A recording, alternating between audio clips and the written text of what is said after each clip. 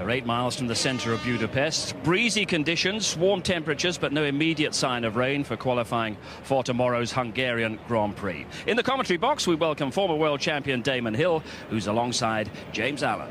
Thank you, Steve. Hello, everybody. Welcome up to the commentary box, Damon. Looking forward to working with you over the next couple of days. And this morning we saw Felipe Massa fastest in the final practice session ahead of the two McLarens, but it was slightly against the run of play, really, wasn't it? It did look a little bit suspicious, I have to say, James. I think that Kimi Räikkönen looked like he was trying very hard and couldn't match the McLarens, and then suddenly out of the blue along comes Massa. He could be a bit of a hare, you know, he could be trying to upset the strategies of McLaren. We'll see in qualifying. Certainly looked as though McLaren were carrying a little bit of fuel this morning in the practice session. But we've seen them do that before. There is Lewis Hamilton, and I'm particularly interested in his conduct this weekend. He was a little bit off colour the last couple of Grand Prix. A lot of pressure on him at Silverstone, obviously, with it being his home Grand Prix. Then in the Nürburgring a couple of weeks ago, he had a sinus infection and obviously had the accident in qualifying as well. I'm told by McLaren's Finnish doctor that Hamilton is now 100% back in form after they took him to Finland for a week of intensive preparation, but he really is under the cosh now. He's got Alonso breathing down his neck, 2 points behind him in the World Championship. He wants to go fast, but he's got to rein himself in, hasn't he? Yes, I think that he's in a very stressful position, because that loss of that lovely lead really has made Alonso his biggest threat, and of course they're both in the same car and the same team, and he really does have to qualify well here. Difficult track to overtake, very important to get the qualifying. It puts you at a big advantage with the strategy, and so qualifying the last 15 minutes we see here today will be very important for the World Championship. Just to remind you of the format, 3 parts to this qualifying. The first 15-minute session we will lose the slowest 6 cars. They will become spectators, and then we do the same thing again in the second part. That's always quite interesting to see who makes it into the top 10 shootout. And there's always a few high-profile victims there. And then the final 10, the fastest 10, will go for pole position and establish the front 10 grid slots for tomorrow's Hungarian Grand Prix. 22nd time that we've been here. What was the other thing? Oh yeah, is there any rain forecast? Wind is very similar to this morning, direction and strength. Maybe a bit stronger, but very, very similar, and no rain forecast at the moment. There is a bit of rain forecast for after the qualifying session, some dark clouds up in the sky, but the significant thing, Damon, surely is that wind. It's very, very strong. Just walking up here to the commentary box now almost lift you off your feet. No, it's quite a strong breeze, and you'll definitely... We saw some cars this morning, in fact, going off. Some of the corners are more exposed to the crosswind. It does upset the car, but it does seem incredible to believe that with the amount of downforce these cars generate, that they can be blown off the track by a sort of 20-mile-an-hour crosswind. But it is amazingly sensitive to aerodynamics, and if you have a headwind or a tailwind, it'll upset the balance. So here's Adrian Sutil. That car looks like a bit of a handful. He's got a lot of finesse and the keys of a piano, but he's not allowed to use finesse with this spiker at the moment, because it looks like hard work, and I suppose the only reassurance for him is that this is the last time he'll have to do this in this car, because from the Turkish Grand Prix onwards in 3 weeks' time, he will have the B-spec spiker, a completely different car really, apart from the basic monocoque. All the bodywork, gearbox, rear suspension, front and rear wings completely changed, and the team looking for about 7 or 8 tenths of a second of improvement from that new package. And it's all a bit of a struggle for Sutil, isn't it? Of course, he's not the first concert pianist to have made it into Formula One. We had Sever as well, and I think Elio De Angelis was quite a handy pianist. But I think that he did make... I was reading, it's interesting what he said about the concentration factor, because to play a piece of complicated music, concert pianist level, requires an enormous amount of concentration. So that's very useful skill as a racing driver. But Formula One must be the equivalent of the Rack 3 or something.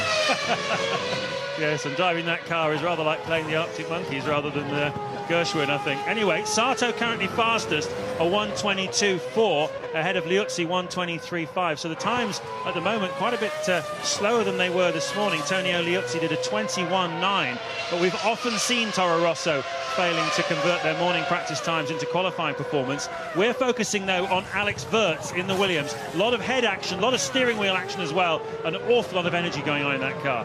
Yeah, he has looked, to be honest, he has looked like he's been working or fighting the car a little bit. He doesn't look terribly comfortable either with the setup, or maybe that's his style. But we'll watch him closely. He looks reasonably tidy, but the first corner was definitely a little bit ragged. We're on board now with Wirtz going into a very fast left-hander flick, and you can see now he's heading straight into the wind. The wind will help him in this corner, and he's certainly pushing quite hard. Yep, the white stripe on the tyre indicating it's the softer of the two Bridgestone options available this weekend, and they brought the super soft and the soft, so it's similar to what we had in Monte Carlo. And a number of drivers believing that this super soft tyre is actually too soft for the conditions here this weekend. We have had some rain overnight. It's scrubbed a lot of the rubber off the track, and a number of drivers failing to get the softer of the two tyres to last an entire lap. It's around about here that the grip starts to go away, particularly from the front left tyre. Just watch Wirtz then into the final corner. Can he keep the car tight into the line? Not too bad from Wirtz, but a number of drivers you'll see struggling with that as the qualifying session goes on. He goes fastest, 1:21.6, and all the big guns yet to come out with 10 minutes of the session remaining. It's amazing how quick the battle commences. The moment the pit lane opens, there's lots of cars on the track. We actually have 5 cars out there. Someone's just rejoined the track. That is Sebastian Vettel. Vettel, yes. Won't be sure whether that's actually on a time lap. There was a time lap, so unfortunately that's going to be somewhat compromised. He was faster actually in the middle sector of that lap than teammate Liuzzi, so he's going to need to have another run, Sebastian Vettel. He's 1:23.2. Actually, he is slightly quicker than Liuzzi, and despite that moment, he's 0.3 of a second quicker than Antonio Liuzzi. So Vettel flying, given that he hasn't actually tested this car before coming here. He's a BMW test driver, so he spent time in a Formula 1 car as Rosberg goes second to Ralf Schumacher at the moment. But to come to a Grand Prix like this without having even driven the car is quite a big ask, isn't it?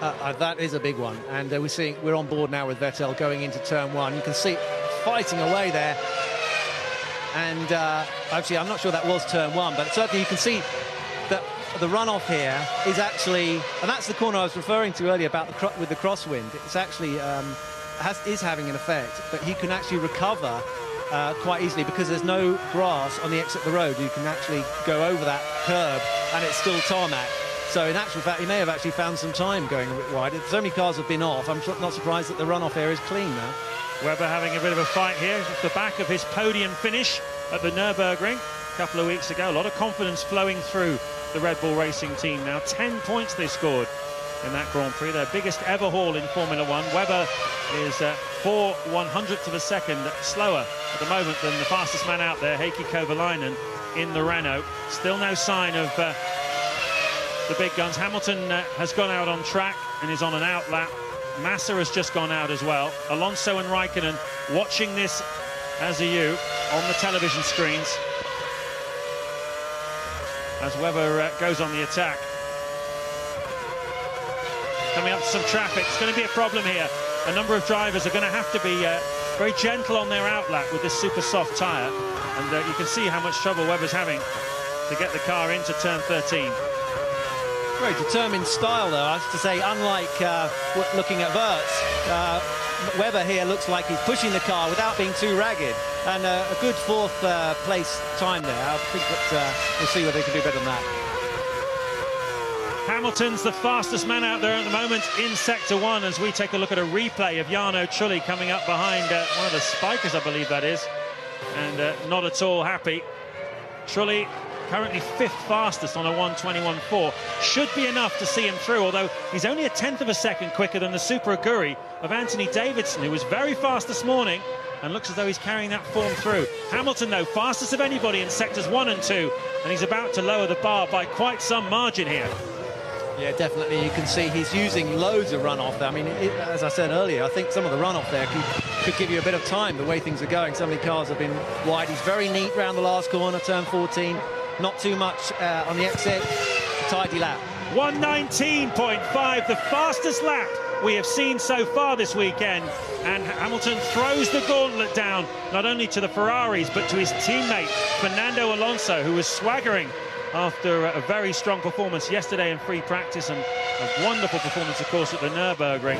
And now he knows that Hamilton has some speed around here. And it's up to Alonso to find some too. Heidfeld has been quick throughout practice.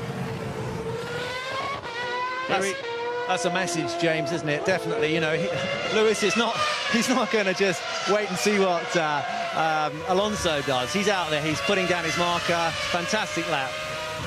Heidfeld goes second. Kubica, his teammate, goes seventh. And I think you're right, Damon. That's classic Hamilton, really. As I said a couple of races ago, he's made the big names in this sport challenge him. He doesn't wait around for them to see what they can do. He just puts it on the line, shows them what he can do, and then says, come and get me. And Hamilton looks to be back on form here.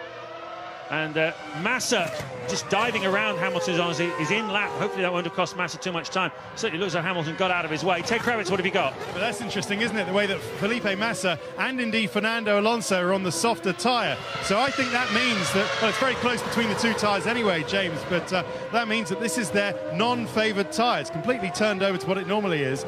Alonso and Massa do not want to do final qualifying on the soft tyre, so they've gone out on the soft tyre now and will actually use the harder tyre when things get tasty at the end. Yep, interesting point, Ted. Massa goes second, albeit 9/10 of a second slower than Lewis Hamilton's benchmark. Raikkonen goes through in fourth place, riding on board with Alonso, who goes third on a 1:20.4. Those white stripes indicating the softer, as I said before, the two tyres that Bridgestone have provided.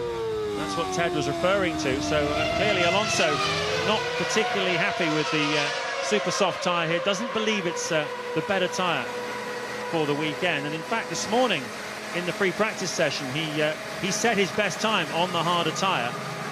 So Hamilton's shown us what the hard tyre can do with a 1:19.5, and we watch with great interest. What about the battle at the back? How are we doing in the drop zone? Liuzzi, Vettel, Sato, Button. Doesn't want to stay there for too long. Honda once again struggling with the single lap pace.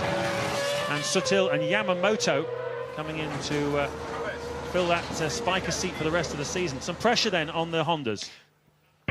Rubens, mixture of primes and options. Anthony went a lot quicker than Taku. He was on option, and Sato was on prime. At the moment, we think the cut-off is going to be about 21.7. So if you think you can't do a 21.7 on this tyre, we should consider changing. Jensen did 22.6, so you did quite a good lap, I think. Yeah, I mean, they're obviously trying to suss out which is the way forward. The track was green, and it may well be that for this stage of the session anyway, the right tyre to have is the harder tyre of the two. Ferrari chose to go out on the softer one, as you can see, with the white line on the tyre there. But the track, I think, is still not coming in. But, you know, Honda have got, so they haven't really shown any improvement this weekend. It doesn't look terribly exciting. Alonso then, he used the softer tyre for his run. Hamilton went on the harder. There is Mario Almondo, who took over from Ross Brawn as the technical director of Ferrari, just watching the situation. Rory Byrne, for a long time Ferrari's chief designer, is here this weekend to cast his critical eye over things as Kimi Raikkonen makes his way back to the pits. The problem, I think, Damon, for Honda is that they've just not got that first lap pace which you need in qualifying. Their performance in the long runs isn't so bad in race conditions. But obviously, if you're starting 17th on the grid, you've given yourself so much more work to do. It's got to be, you have to qualify well, you know, and that is a measure of the true speed of the car.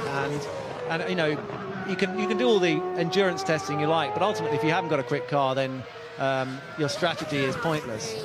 It can only get you so many advantages. You have to have a quick car. I've noticed that Jensen chose after all that to go out on the softer tyre, so we'll see how he does.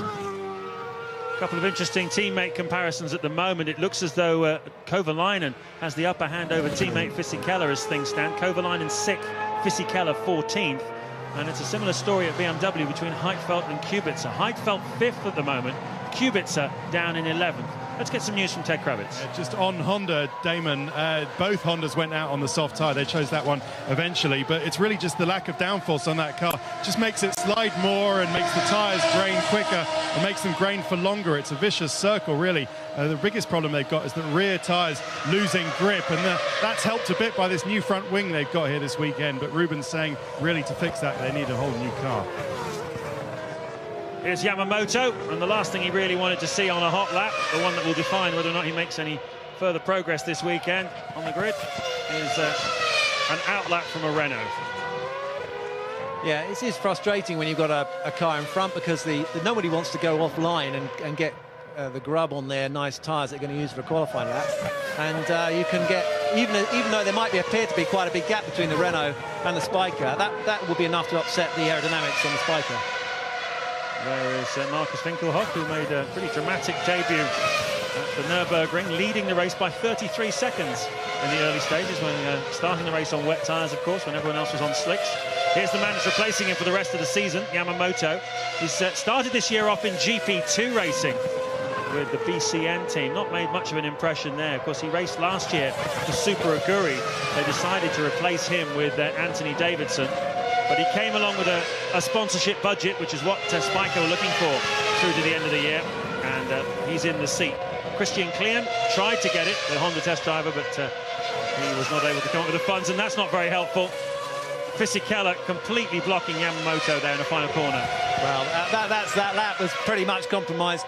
It's a shame, because Yamamoto, actually, I was quite impressed with some of his driving there. He was really up to the edge of the track and looked pretty on it. Never mind, he won't be unhappy. He won't be happy with that. Certainly won't. Checkered flag then, the end of the session. A number of drivers currently in the drop zone are on laps at the moment. One of them is Sato, but he goes 17th. That will not improve his situation. He's not going to make it through. Looks like Davidson's going to be okay, though. His teammate up in 13th place. So Davidson's form, and look at that, David Coulthard struggled recently to get himself the front end of the grid. He's 10th, dropped down to 11th now, thanks to Webber improving, and Davidson goes 7th for Super Aguri. Absolutely flying, Anthony Davidson. Jenson Button, 20th at the moment. Can he get himself out of trouble? Oh, he's right on the cusp. He's 16th with teammate Barrichello 17th. Ralf Schumacher goes through in 5th place. So Toyota looking pretty fast at this stage of the game. Vettel, though, finding this Toro Rosso once again in the same place, a real handful. He's 20th at the moment. Kovalainen goes 2nd for Renault. Kubica goes 3rd for BMW. Button is dropped down to 17th because Liuzzi has improved in the Toro Rosso. Doesn't look like Vettel's going to be able to improve, though. He is 20th, and 4 places behind Tonio Liuzzi, who, if he can stay there, which I think he will, means that Liuzzi will go through to the next part of the qualifying. And it looks as though we've lost Button, Barrichello. Both Hondas then out at the first hurdle. Sato, Vettel, Sutil and Yamamoto. That's what cost Sato some time.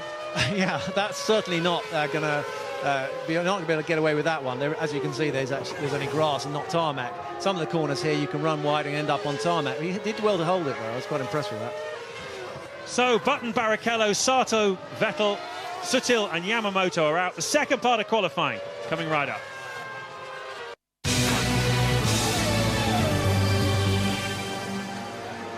Qualifying for tomorrow's Hungarian Grand Prix here in Budapest, about 20 minutes drive outside the centre of Budapest, capital city of Hungary. Population just under a couple of million people. Great city, great atmosphere, a lot of culture, fantastic restaurants, well worth a visit if you find yourself in this part of the world. There's a real international smorgasbord of people in the grandstands as well. All kinds of accents and languages you hear when you're walking around in the public areas here. Stories so far, well, Fernando Alonso and Felipe Massa went out on the super soft tyre in that first part of qualifying and decided to do that. But Hamilton and Raikkonen went with the harder tyre, and Hamilton in particular was substantially faster. Another part of the story, though, is that sadly that one-lap pace of Honda continues not to improve. Button 17th, teammate Barrichello 18th, and Louise Goodman has found Jenson.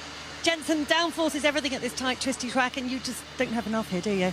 I think the important thing is efficient downforce, and that's what we don't have, it doesn't seem.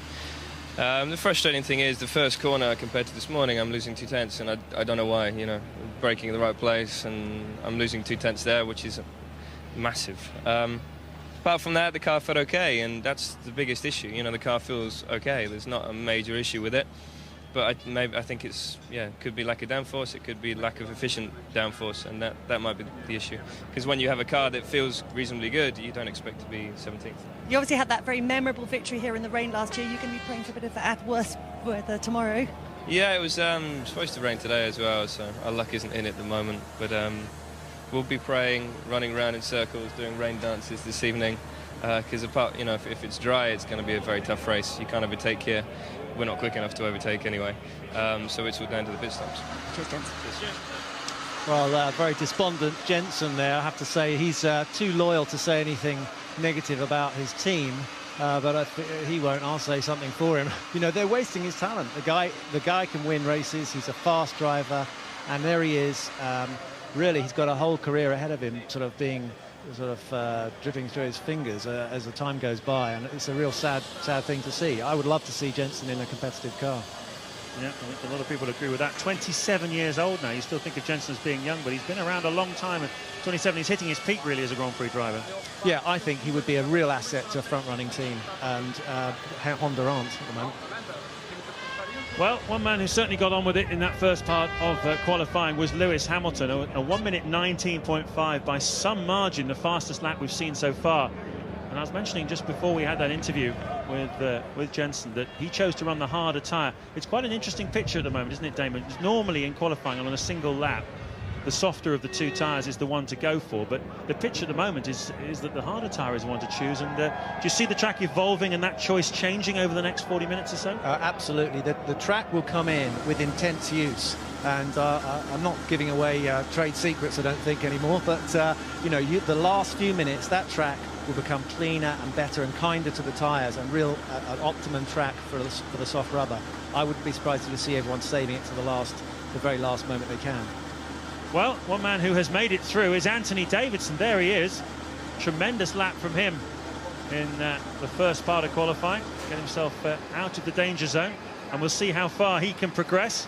There's Giancarlo Fisichella, who rather got in the way of Sakon Yamamoto on his debut in the Spiker team. I'm sure Yamamoto will be down to have a few words with Fisichella, who knew he was behind him because he was basically behind him the whole lap. And obviously Fisichella wanted to buy himself some space. He just basically backed off in the final corner and wrecked Yamamoto's lap. What do you reckon it cost him, that, Yamamoto? Well, I mean, it could have been as much as a second, I'd say, James, because you know, and it's enough for a car to be a few, you know, about 100 yards in front, but to be that close, I'm certain he would have lost a lot of time. Well, he was a second slower than teammate Sutil, so without that, it might have been interesting. It obviously wouldn't have got him out of the drop zone, but it might have got him off the back of the grid and in front of his teammates, so I'm sure there'll be some words about that. Another story of the first part of qualifying, Antonio Liuzzi has a new teammate, Sebastian Vettel, and he certainly put him away. Vettel really struggling with the Toro Rosso when the pressure was on. Vettel 20th, Liuzzi, an important point made really then by him. He's struggling to move his career forward. We hear he's talking to the Williams team, trying to see if he can get himself in there in some form of drive, whether it be a race drive or a testing drive, just to try and move his career forward. A lot of talk that Sebastian Bourdais, Champ Car champion, of course, over in the States, is heading back to be Vettel's teammate next year at the Toro Rosso team. It's not a particularly happy ship, though, under your old mate Gerhard Berger there. What do you think's going on? No, it doesn't sound like a very nice place to be at the moment. I think there's a lot of movement there. We'll have to wait and see how it pans out. You know, I think it is very much the idea of having a kind of B team for junior drivers is a good one, but they need a fairly constant throughput before they find someone with enormous talent that's going to make things happen. Out laps are crucial, guys, so if we can get a good, clean out lap, it's crucial to the lap time. Right, it sounded like he was giving him, I think that's called stating the bleeding obvious, isn't it? You need a completely clear track or something, but we'll see.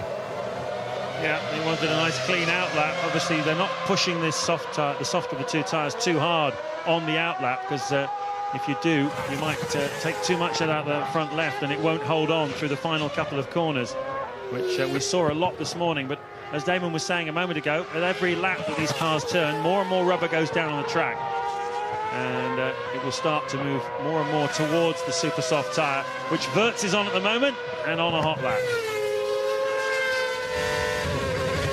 This is where the wind is straight into their faces, up towards turn 5, 95 miles an hour here, towards the chicane at 6 and 7. Come through the middle of it around about 65 miles an hour. He's coming up behind Anthony Davidson, who's on a warm-up lap. He sides past him. through 8 and now 9, 95 miles an hour, picking up to about 155 miles an hour. And this is where the wind really hits them, Damon. Yeah, turn 11 and 12, the wind's coming across. He's managed to stay on the track. It's looking tidy, actually, but this is the one that everyone seems to have trouble with. And turn 12, we'll see how he manages to deal with that. Fine, it's all neat. But interestingly, Wirtz went out, one of the first cars on the track. I think sometimes that happens when you feel like you need to catch up a bit. And normally you'd want to leave it a little bit later, but he's got some work to do. Much nicer lap, much tidier lap, but we'll see what the time is. Wirtz goes across the line at 1:20.865, and that is half a second quicker than he went this morning.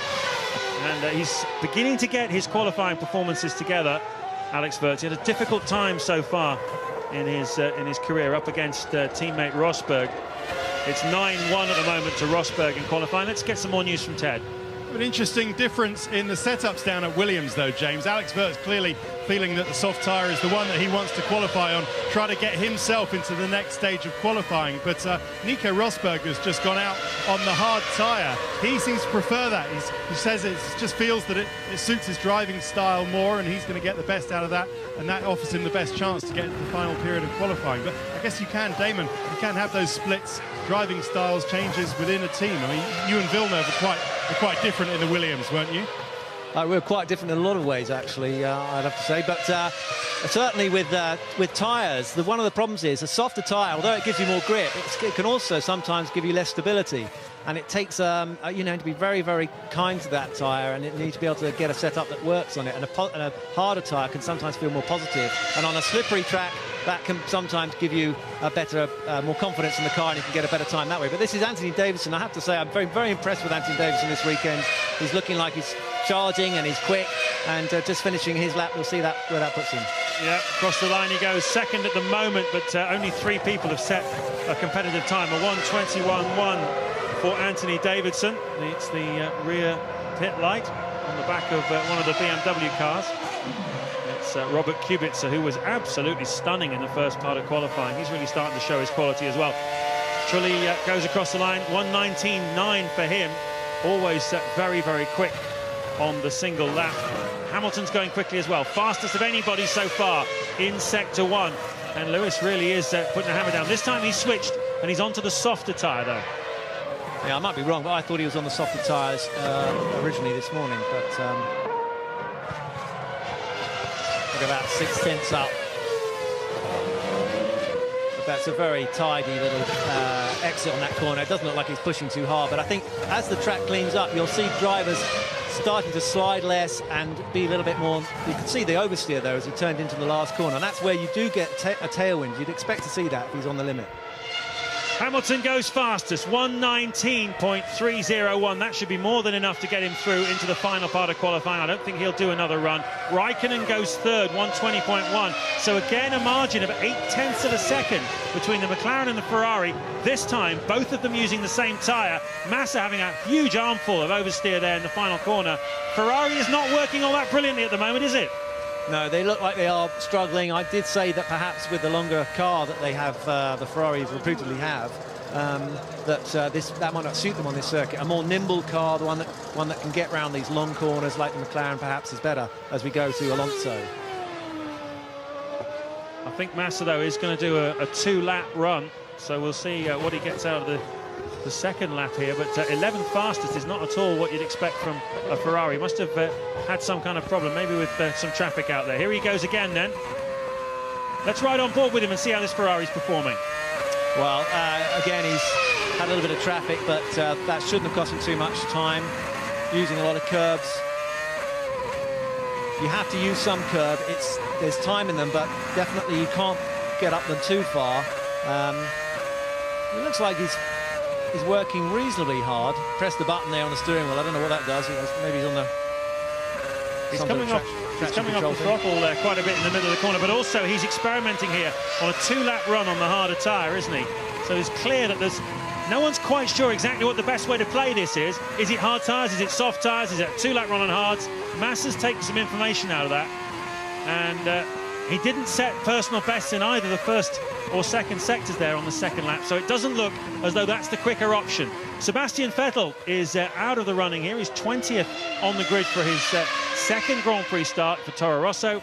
and he's down with Louise Goodman. Sebastian, I'm sure you're frustrated to not make it through, but it was always going to be a big ask given your lack of time in the car, wasn't it? Yes, I mean, the time to get adapted to the car and to the team was quite short, but I think we did a quite good job. And today, I mean, I'm not satisfied. I did a mistake in the last sector, which was completely my mistake. The car was good enough to get into quali 2, and yeah, because of that we didn't manage. So hopefully it will be better tomorrow and next quali session. Thanks. Here's Heidfeld, shaded by teammate Kubica in the first part of qualifying, and I think there must be something quite seriously wrong with Massa's Ferrari, because he wasn't particularly fast, and he's down in 11th place here on a 21.0. Yeah, it was a bit of a messy lap, but of course the important news is Alonso has now responded with a 1:19.6, which is only 0.3 slower than Hamilton. Both McLarens looking very strong. Alonso not able to put himself in front of Hamilton, so Hamilton just showing his class again. Well, here's Massa being pushed and the Ferrari mechanics running down the pit lane. Perhaps Ted Kravitz can shed some light on this. He has got a problem, yes. I mean, it's just conked out just past the Williams garage. He got away fine. He was held quite a long time in the box with the engine going while they pushed back Kimi Raikkonen, who appears to be safe in this session. But I don't think there's going to be enough time. How long have we got left, James? We have got 4 minutes and 13 seconds. I'm not sure if that's going to be enough time. The Ferrari guys, Massa's kind of rolling towards the end now. He better not cross the pit exit line, because then the Ferrari guys know here where they are. They're rolling him back now, but definitely a problem, electronic problem or something like that in the Ferrari. I'll keep on top of it. Well, there's Jean Todt, the boss of Ferrari, and reliability has been their Achilles heel this season. The last 2 races, one of their drivers has had his race ruined effectively by reliability problems. Remember Massa on the grid at Silverstone having a transmission problem, and then of course Raikkonen a hydraulics problem that forced him into retirement at the Nürburgring 2 weeks ago. So Ferrari are pushing the envelope as hard as they can on performance, but they're still not getting that reliability. No, it looked very much like he was told to turn off as he was going down the pit lane by the pit crew. He applied the brakes and then pressed a few buttons. It looked like he spoke to the pits, and they stopped him from going anywhere. Well, Massa really could do without this. 11 points behind Hamilton, 9 behind Alonso in the World Championship. He had a margin of 7 over teammate Raikkonen, but as things stand at the moment, he's going to qualify 14th on the grid unless he can get out there again and put a quick lap in. A lot of hand gesturing, a lot of pressure on Felipe Massa's shoulders now. He should be okay, I think. He'll make it round for sure. It's just going to have to be a perfect lap with no problems. Meanwhile, James, Red Bull team are showing well, I think, with Webber and Coulthard there in the top 10. Yeah, Webber's 6th fastest at the moment, and David Coulthard 9th. So, as I say, buoyed with confidence from that performance at the Nürburgring. Well, Alonso this time may well opt to go on the harder tyre. So, beg your pardon, he went on the harder tyre to do that time. So, with Hamilton on the softer tyre, it looks as though the soft is probably now the faster of the 2 tyres. The track is coming in to them, and that's the tyre you really need to be on now. Lick of flames there from the back of the BMW. Kubica, he goes out on the harder tyre. Where is he currently? 12th fastest at the moment. He needs to find quite a bit of time and quite a bit of speed. So does this man Massa. On the softer of the 2 tyres. And this is his out lap.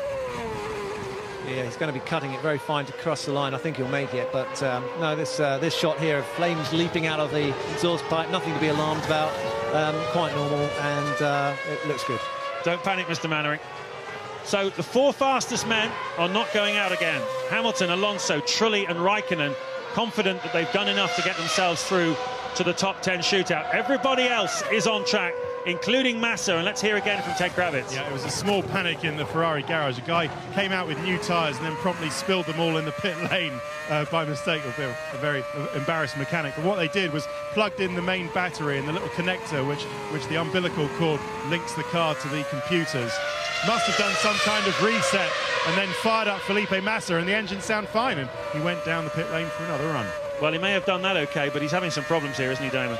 Yeah, he certainly ran wide there on turn 2, but that doesn't mean it's the end of the world. I mean, we'll see what he does. I'm very keen to see how well he does, because this morning he managed to pop in a very quick time and was ended up quickest in the morning session. Half a second slower than Hamilton in sector 1.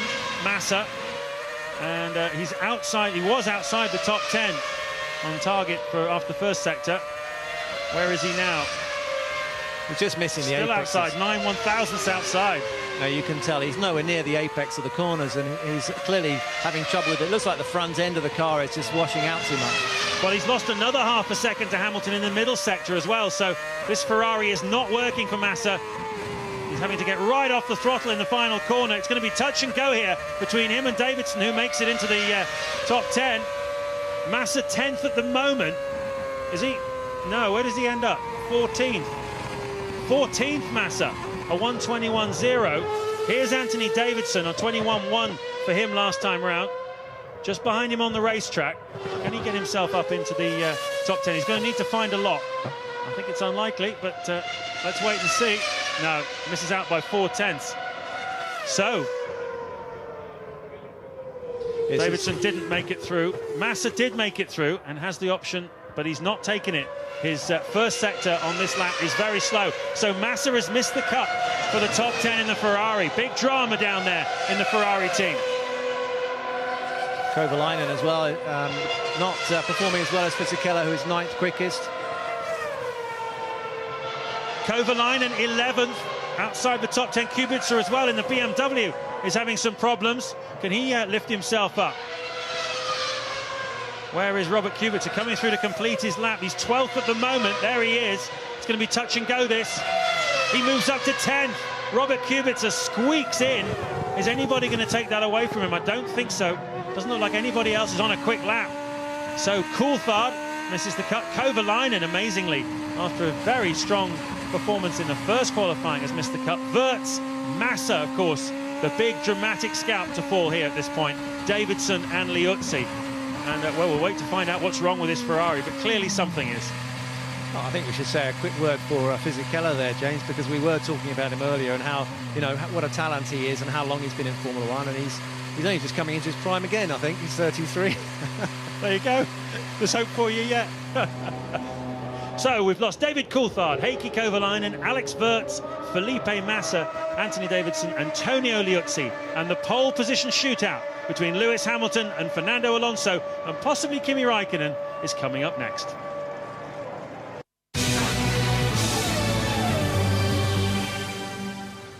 Here in Budapest, we're watching qualifying for tomorrow's Hungarian Grand Prix. Lewis Hamilton has been quickest in each of the 2 sessions so far, but it's the pace in the pole position shootout that really counts, and that's coming up in a few minutes' time. But the big story, Mark, is that pole position shootout goes ahead without Felipe Massa, Ferrari with big problems. Felipe Massa's Ferrari, certainly, and a little bit unusual. It looks like he came into the pit, and they put on tyres, they reset with the electronics being done. He left the pit lane and got towards the end of it, and then the car just suddenly stops. It's quite an unusual process to see that happen. He eventually gets back out when they've reset it, and luckily they managed to recover it. But struggling with his Ferrari, he's got no front end on the car, cannot hit an apex to save his life, and way off in terms of pace. Something obviously wrong, Steve. He was a lot quicker this morning, and we expected a lot more. But at the moment, I think McLaren are actually far superior to the Ferrari anyway. Yeah, reliability problems hitting Ferrari once again and hitting Massa once again. He'll start the race tomorrow outside the top 10, which is a huge handicap here. A massive handicap, because it's so difficult to overtake around here. Very much a one-line circuit. And also you can get, you know, involved in somebody else's accident here very easily. It's so tight, so confined. Lewis Hamilton desperate to be on pole position. It's so important here, and he's shown that he's got the qualifications round here, hasn't he? You know, Lewis Hamilton came out in the first session, second session, and just laid down the marker and looked so confident with it.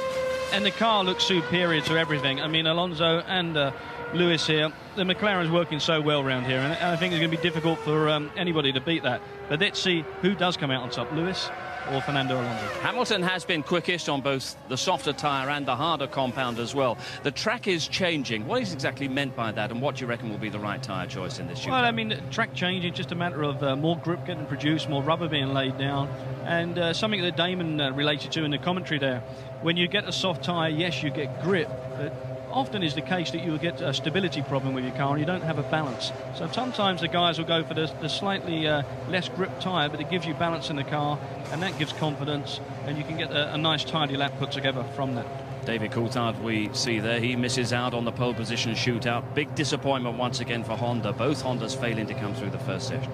so difficult to understand really for Honda where they are not making the progress, and I think very difficult for those guys to appreciate the fact of, you know, pretty much the Super Aguri car being based upon their last year's car and doing so well, you know, in consideration of the Honda being resourced and should be a lot more efficient, but it's not happening. Jenson Button and Rubens Barrichello, fantastic drivers, don't have the tools to get the job done at present. But we saw Lewis Hamilton there waiting patiently at the head of the queue and the end of the pit lane, and we've seen how he keeps his car ticking over, and that causes no problems for a modern McLaren, does it? Fantastic for the Mercedes-Benz to be so efficient in that way, but this is the psychology game. They see them all queued up, and it's like a car park for shopping, isn't it? But it's an impressive one. Well, it's a bit more exciting than the local supermarket car park right at the moment, or it will be in the next few minutes when those cars fire off and get underway for the pole position shootout to decide the front of the grid for tomorrow's Hungarian Grand Prix. We're back with Damon and with James. Thank you, Steve. Yeah, just watching David Coulthard just a moment ago. Rather an awkward time for his boss, Dietrich Mateschitz, the boss of Red Bull, a multi-billionaire, to drop into the garage and see him just after David had been eliminated from qualifying. He was 11th fastest in that last session. Teammate Mark Webber, though, squeaked through 0.3 of a second quicker than David, in 7th place, so he will be in the top 10 shootout. I'll just give you the names then of the drivers we're going to be watching over the next 15 minutes. Fernando Alonso, Lewis Hamilton, Giancarlo Fisichella in the Renault, Kimi Raikkonen, the sole Ferrari, after we lost Felipe Massa there, some technical problem on that Ferrari. The second time that's happened to him this year in qualifying. If you remember, it happened in Australia, and he was 22nd on the grid there. Heidfeld in the BMW has teammate Kubica there as well. It's a personal battle between the two of them for the upper hand within the BMW ranks. Ralf Schumacher and Jarno Trulli, both Toyotas, once again making it into the top 10. The sole Red Bull of Mark Webber. And Nico Rosberg, who we haven't said too much about, but he was 5th fastest, Damon, in the Williams in that second qualifying session. And we didn't really see it, but he is going really, really well here, isn't he? Yeah, he's looking strong. I think he's starting to show signs of becoming a very solid driver. Again, Williams also coming on strong as time goes by, building. They've got a Toyota engine, and Toyota are showing well too. So there's a combination there that could come good, but no one's going to touch the McLarens at the moment, I think. Ferrari may do, but they're looking pretty dominant as we watch the leader of the pack there, Lewis Hamilton, bringing them round to start the main business of the afternoon. Yeah, this is the phase where they put a few laps in, just get the cars set up the way they want them to. Usually they burn off about 2.1 kilos of fuel for every lap they do around this Hungaroring circuit. They'll get that back, provided they maintain a certain pace, and then they'll come in about 5 minutes' time and have their first go at a qualifying lap. Usually 2 runs then in this third part of qualifying to establish pole position. Alonso's chosen to go out there on a set of the soft tyres, and he looks like he's having a bit of a struggle to get the thing through the corners at the moment. That's, again, the wind factor there, isn't it? The wind very strong here today at the Hungaroring, and seemed to get right underneath Alonso's car at that point. Ted Kravitz, what can you tell us? Yeah, just while we wait for news from Ferrari, very annoyed down here at Renault. They feel that Mark Webber in the Red Bull held up Heikki Kovalainen on his run. I just got a word with Heikki, and he said, well, yes, he did kind of hold me up, but I probably wouldn't have gone much quicker, so we'll wait and see if there's any protest on that. But just on the, Damon, on the reason why Lewis can wait at the end of the pit lane like that, apparently it's because the Mercedes is able to go into a mode where it only runs on 4 cylinders. It cuts 4 cylinders out and just runs on a V4, which helps the cooling. Yeah, well, not so many years ago, then the engines, if they were left running like that, they would just burst into flames. I mean, they can't get rid of the heat. There's no fans on the car, so the radiators are fantastic when the cars are moving, but if they're not moving, they're a bit like sharks, you know, they can't breathe when they're standing still or something like that. Well, you won here back in 93, again in 95. You almost memorably won here in 97 in an Arrows on Bridgestone tyres with a Yamaha engine in the back. Unfortunately, Jack Villeneuve spoiled the party that day, and took it away from you at the very end. But you obviously have what it takes to go quick around the Hungarian ring. What does it take? What's the secret then for Hamilton now? What's he got to unlock to beat Alonso? Well, people ask me, you know, what secret, what can I give to Hamilton? I can't give anything. The guy's got everything he needs, you know. He is fantastic. And he's gone out this weekend in attacking mode. You can see him. He actually went off once, but he was trying, and he had a car on the track in front of him. That's the reason why. But, you know, if you don't try, you don't find out where the limit is. And he's just been, you know, banging in the laps and showing that he's going to fight all the way. And what is the fastest way around this racetrack then? What's the secret? Well, it's got some long corners. It's got 4 180-degree corners in it. And so the significance of that is that the tyres and the whole car is having to work for a very long time. So you have to feel comfortable with the car on the entry. It's a long corner. You've got to go in deep, and you've got to stay hard into the apex and get on the power early and just be comfortable with the car through the corner for a very long time. And then it's got these very fast flicks. We just saw Raikkonen being held up, but for the moment it doesn't matter. It's just a bit of tactics going on. Alonso cutting across there, and that's just showing them basically just a little bit of intimidation. The gamesmanship there from Fernando Alonso, who is always willing to go toe-to-toe with anybody. A very aggressive young man. Just celebrated his 26th birthday.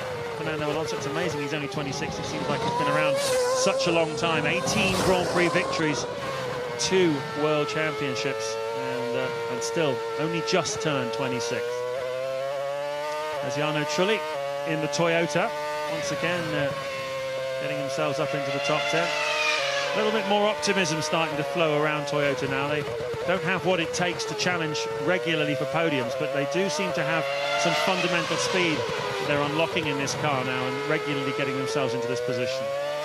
Yeah, that's true to say, and there's been a lot of criticism of the way they've gone about things, but a little bit of light at the end of the tunnel, you have to say. I don't know whether that's anything to do with the fact that Williams have been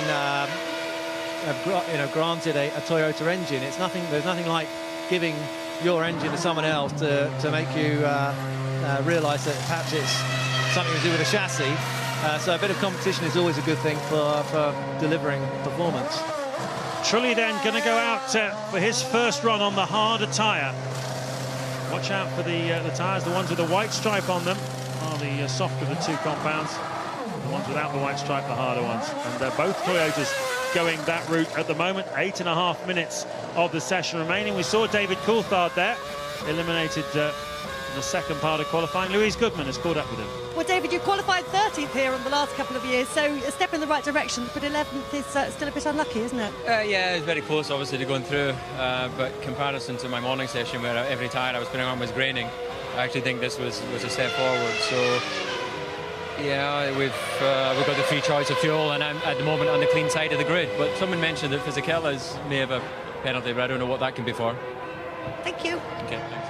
Well, a number of things, and certainly getting in the way of Sakon Yamamoto at the early part of qualifying is what Coulthard may be referring to in terms of Fisichella. So he'll have to wait and see what happens. At the moment, Fisichella is in this top 10. The whole thing will be investigated, of course, after this qualifying session. Alonso looking at what other people are going out on, talking to his engineers. Seems a bit agitated in the cockpit. There's some words being said there.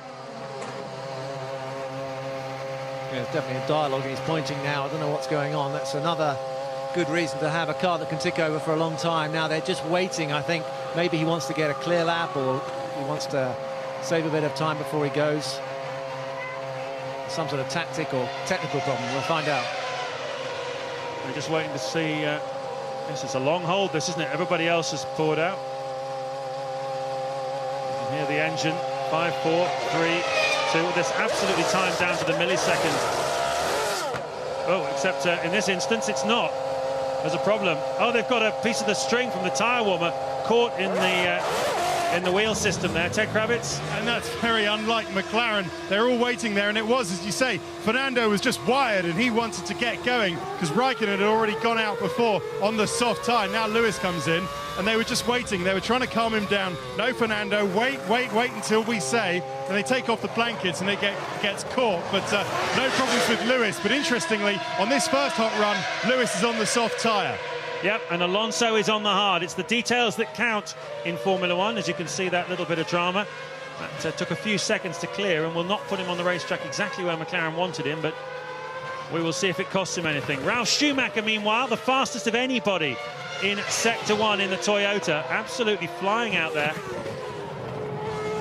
You can see the order at the moment. Heidfeld fastest, Hamilton, Ralf Schumacher. Of course, that's laps they turn during the fuel burn phase. And the first man who's going to set a competitive time is going to be Ralf Schumacher. Jarno Trulli, I beg your pardon, goes across 1:21.7. Ralf Schumacher behind him on the racetrack in the other Toyota. Here he is. And let's see if he can beat his teammate. This is the first of 2 runs, remember. No, he can't. 0.2 of a second slower. And he is in 3rd place. Yet to go faster than Heidfeld's fuel burn lap. Meanwhile, Raikkonen is on the move. Fastest of anybody in Sector 1 on the softer of the 2 Bridgestone tyres. And let's see how this Ferrari is handling with Kimi Raikkonen at the wheel. Looks aggressive. He did miss that apex there on the last corner, using a bit of curb. Tricky one here with the wind blowing you off the track, but he stays on, coming down to turn 11, I think it is, 12. And again, the wind is a factor here. Doesn't look like he's very near the limit on this corner, but the car at least is running smoothly. And again, with softer tyres, sometimes it's not desirable to slide. You can damage the tyres, and that damages the grip. Last corner, this is all he has to do now to finish the lap. We'll see what he's capable of doing. Well, it's been relatively tidy. 1 missed apex, as you say. Raikkonen goes across the line, goes fastest on a 1:20.9, and that is 0.8 of a second slower than he managed in the second part of qualifying. Of course, they're carrying the fuel at this phase that they will start the Grand Prix with tomorrow. So that, relatively speaking, would indicate that Raikkonen's carrying a reasonable amount of fuel in his car, I think. Here's Rosberg, though. He's been really quick throughout qualifying. Fancies a high-up grid slot here. Goes second at the moment. 1:21.4. That drops down now to 3rd because Heidfeld has gone faster than the Ferrari of Raikkonen, and that is a danger for Ferrari to get a BMW in front of them. They really don't need that. They know they can't really compete with McLaren here, but they do not need BMWs in front of them on the grid. At the moment, that is the situation, though. Heidfeld in front, of Kubica, of course, could get himself there as well. Alonso and Hamilton are both on quick laps. Alonso will finish his first. He goes quickest to 1:20.1, but what can Hamilton do? He's faster in Sector 1, he's faster in Sector 2. And Hamilton is absolutely flying. We could do with seeing the end of his lap, really. There he is. Yes, again, very exciting seeing all the purples on the timing screen come up for Hamilton. In he goes, he's very clean, exits beautifully, looks like he's got it well under control, should be pole position. Well, he goes fastest at the moment, a 1:19.7, 0.4 of a second slower than he managed in the second qualifying session. So that gives you some kind of indication of what sort of fuel load he's carrying, but we didn't see an awful lot of that lap to see just how committed and how tidy it was, but it must have been pretty good, because it's 0.4 of a second quicker than teammate Fernando Alonso. I think you can safely assume, James, that it was a good lap and not too many mistakes. Purple means they're the fastest in that sector, and we're looking at the timing screens, and they had the whole row lit up in purple, and then, of course, crosses the line to get pole position. Fantastic lap. He was on the super soft tyre, of course. Fernando Alonso, his teammate, was on the harder of the 2 tyres, so that accounts for much of that 0.4 of a second difference between them. Very interesting to see which way they both go then at the end. It is quite clear that the super soft is the faster tyre at the moment. Heidfeld comes in. He's going back out on the harder of the 2 tyres. But does that not indicate to you that the super soft that Hamilton was on is definitely quicker now? Yeah, but you know, we saw this with Ayrton. You know, the important thing was to be faster than your teammate. There's a psychological factor as well as the tactics can also mean the psychological tactics. And I think Hamilton just wants to put down the marker. He wants to be in front of his teammate. Pole position here is putting you in a dominant position. Very difficult circuit to overtake. And I don't know what the rules are about their tactics and fuel loads and stuff, whether or not he gets an advantage by being ahead of his teammate. I don't know. Well, at the moment, Alonso having to wait again for the optimum moment to go out onto the racetrack. But he's definitely putting the harder tyres on. There's Lewis Hamilton queuing up behind him. And have they raised the lollipop to let Alonso out? Yep, they want him out of there. Now Alonso's not getting on with it. Only 1:40 to go. Is he blocking Hamilton here? Is that a bit of a tactic within the team there to give Hamilton a bit of a headache? I think it might well be. That's really up to you now, chum. Yeah, James, that was a little bit naughty, I think. But we'll see. He's got time to get round. I think that we're going to see a real mighty I don't know if he has, you know, Damon. I think he deliberately did that.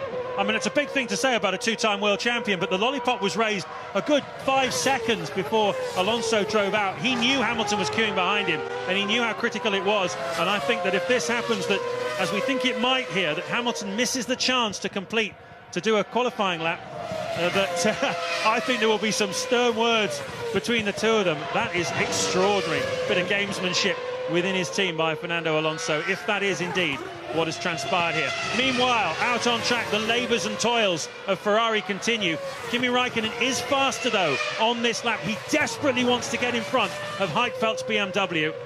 This is an important race for McLaren and for Ferrari, because McLaren know that there's some tracks coming up now, like Spa and Turkey, where the Ferrari will be stronger, and they need to maintain their points advantage over Ferrari. They need a maximum score here of 18 points just to shore things up ahead of some difficult weather ahead, with Ferrari coming back very strongly at them on tracks that will suit them better. So Raikkonen, we'll know that, and he will want to get as far up the grid as possible. Here's his lunge. He goes third, faster than Heidfeld by half a second. And we'll see whether Heidfeld can respond to that. Showing his class there, Raikkonen. It looked like a fantastic lap, and he knew it was important. He held it together. Checkered flag, and Hamilton's missed it. Hamilton's missed it by 4 seconds, so he is not going to get a lap in. Alonso just made it through, and there will be some serious talk. What would you do if you were Lewis Hamilton and your teammate had just done that to you? I'm not Lewis Hamilton, James. But if I was me, I'd be very upset. Well, at the moment, he's still on provisional pole position, remember, on a 19.7. Alonso needs to find 0.4 of a second. It could all be academic, but nevertheless, the gesture, if such it was, has been made here. Heidfeld gets back in front of Raikkonen.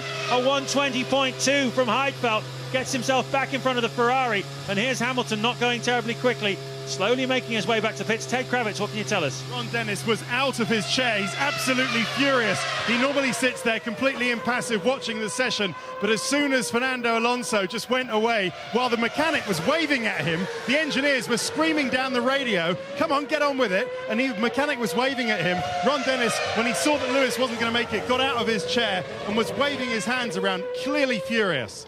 Meanwhile, Alonso faster than anybody in the middle sector. Is he going to take provisional pole position on this very controversial day? Drives like, yes, he does. He goes through on a 19.6, but there are going to be some serious words in the McLaren garage. We saw before that, you remember, Alonso was indicating very agitated. Look at this. Well, I'm going to say, James, you know, that we thought they had some problems, McLaren and Ferrari, before this event started, but there's going to be some serious fireworks now. That was tactics and time to perfection. Alonso really, I'm afraid, stuffed it to Lewis, and the camp is split in McLaren. You can see it. Well, absolutely. If it wasn't split before, it certainly is now. Not entirely sure who that gentleman is that Ron Dennis has got by the collar, but certainly I believe he's a Hispanic speaker. And Ted Kravitz, what can you tell us? You found Ron. That's Alonso's trainer, James. So Ron Dennis, I'm just trying to... Ron Dennis is having a word with Alonso's trainer, who's one of the guys who's extremely close to Fernando. He's just asking him a few questions. I'm going to go for it, James. I'm going to put my mic in front of Ron Dennis, just while Alonso's trainer is kind of saying a few words to Ron Dennis. And just dive in, Ted. Go on, get in there. Ron, what happened there? We'll discuss it later when it's been discussed in the team. It looked like Fernando just wasn't... Was it a problem, or was he waiting there deliberately? As I said, this matter will be discussed in the team, and then we'll sort it from there. OK, thank you very much, Ron. Well, you don't need to be an expert in body language to read that one, do you, Damon? That's sport. That is, I'm sorry, that's the sort of excitement that this sport has sometimes. I feel very strongly that racing drivers should be allowed to race. Alonso did a little bit of a naughty thing there, it has to be said, but it was good. It was good tactics. I don't know if it's against the regulations. It might be against McLaren regulations. It was certainly tough. There will most certainly be payback. They are on the front row together tomorrow for the Hungarian Grand Prix.